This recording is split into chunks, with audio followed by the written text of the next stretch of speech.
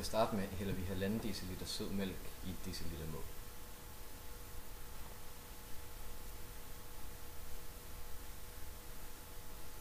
Når det så er gjort, hælder vi den 1,5 deciliter sød mælk i en frysepose, hvor vi blander det med en kvart spiseske vanilje og 2 spiseske sukker.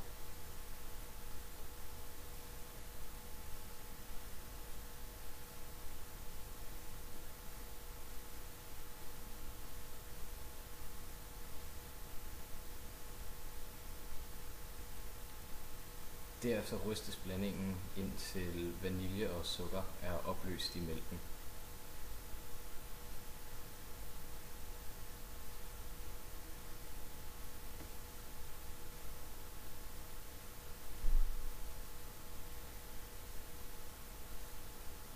Derefter tager vi en anden frysepose, hvor vi putter 10 isterninger i, så fryseposen med blandingen, og så 10 isterninger mere.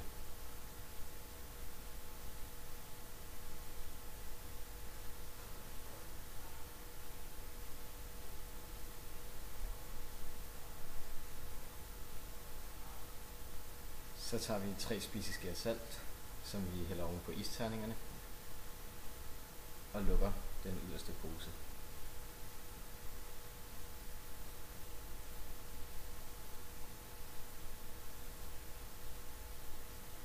Så ryster vi blandingen for at få salten rundt til alt isen, og salten sænker isens frysetemperatur, så den laver blandingen om til is.